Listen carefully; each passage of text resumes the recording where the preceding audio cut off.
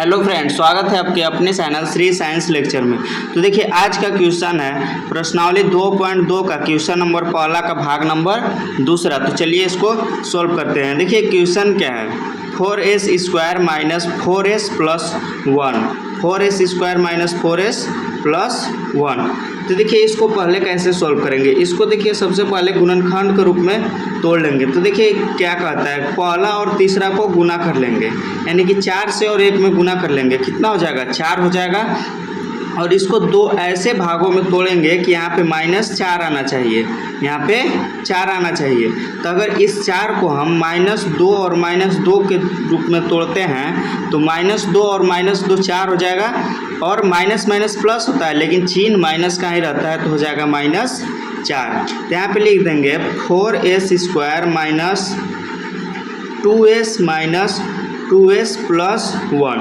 देखिए क्वेश्चन में क्या बोला है, निम्न द्विघात बहुपदों के शून्य ज्ञात कीजिए और शून्य तथा गुणांकों के बीच के संबंध की सत्यता को जांच कीजिए। तो पहले द्विघात बहुपदों के शून्य ज्ञात करेंगे।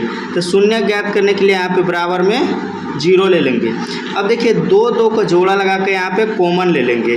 4s² माइनस 2s में कॉमन ले लेंगे। तो यहाँ पे देखिए 2s कॉमन होगा, 2s ले लेंगे। तो यहाँ देखिए 4s² है, तो 2s कॉमन लेंगे तो यहाँ बच जाएगा 2s माइनस 2s से 2s में भाग देंगे तो 1 हो जाएगा, माइनस यहाँ पे 1 कॉमन ले लेंगे और -1 से 2 में भाग देंगे तो कितना हो जाएगा, 2s हो जाएगा।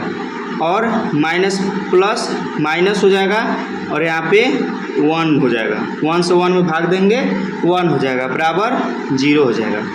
अब देखिए यहाँ पे एक बार बाहर वालों को लिखेंगे, एक बार अंदर वालों को। तो यहाँ पे लिख देंगे 2s माइनस 1 बराबर 0, क्योंकि दोनों को बराबर में 0 है, और 2s माइनस 1 बराबर 0। देखिए दोनों सेम ही है, कोई एक को भी लिख सकते हैं, हम दोनों को लिख दिए हैं। यहाँ पे हो जाएगा 2s बराबर 1, माइनस में बराबर की इस बगल लाएंगे, प्लस हो जाएगा s बराबर 1/2 हो जाएगा।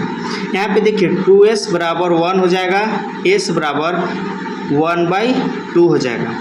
देखिए क्वेश्चन में क्या बोला है, द्विघात बहुपदों के शून्य।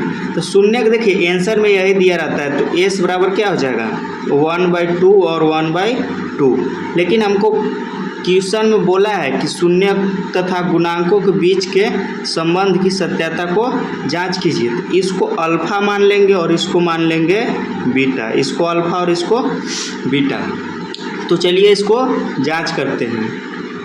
यहाँ पे देखिए अल्फा बराबर कितना हो गया, अल्फा बराबर 1/2 हो गया और बीटा बराबर भी 1/2 हो गया। चलिए इसको जांच करते हैं।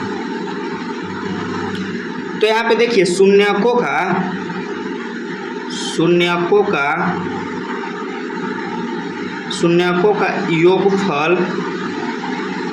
का योगफल यानी कि अल्फा प्लस बीटा बराबर होता है -b/a। अल्फा प्लस बीटा बराबर होता है -b/a।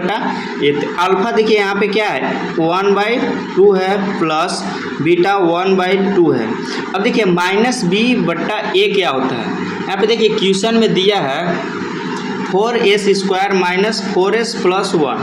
ये जो होता है ये होता है a, ये जो होता है b, ये जो होता है c। तो हमको क्या लेना है -b/a।